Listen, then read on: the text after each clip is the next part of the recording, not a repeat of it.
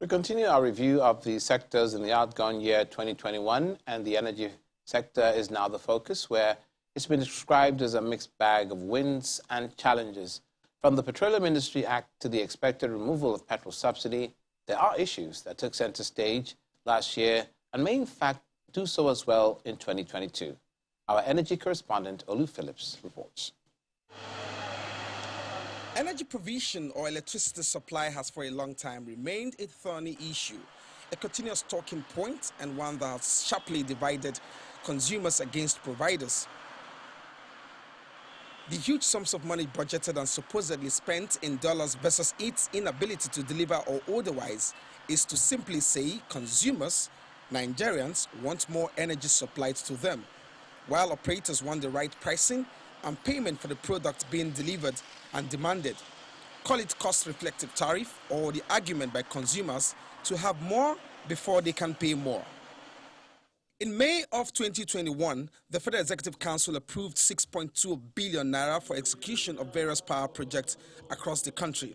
Two big interventions in the period under review is the federal government's decision to supply 6 million meters free of charge to unmetered customers over an 18 to 24 months period. Of that number, only 1 million has been activated, and that's to be shared across the distribution companies in Nigeria.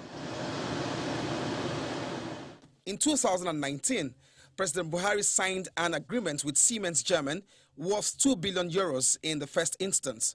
The Siemens deal, a three-phased plan and proposal, will deal essentially with improving transmission and distribution infrastructure across the country, an endeavor which will see Nigeria with a capacity of 25,000 megawatts of electricity by 2025. Nigeria has more than 13,000 megawatts of installed electricity generation capacity, but only 7,500 megawatts of that is available, and an average of 4,000 megawatts is dispatched to the grid every day. Across the room is the oil and gas sector, Nigeria's highest revenue earner. The most profound being the facilitation of the Petroleum Industry Act 2021. My expectation is for a speedy transition by taking all necessary steps required to transfer assets, human and material, and without wasting time, capitalize the company as required by the Petroleum Industry Act. The rehabilitation of the refineries is the corporation's readiness for a deregulated environment. Port Harcourt Refinery, Warri, and Kaduna are currently undergoing rehabilitation and is expected to come on stream in phases between 2022 and 2023. Refineries are very much like aircraft. You can always fix them. So being aware that you have an asset in your hand that you own, that you can fix, selling will never be your first option. For over 43 years, NNPC didn't publish any record of accounts, let alone making profit. Last year, it did for the first time, and now publishes a monthly statement of accounts.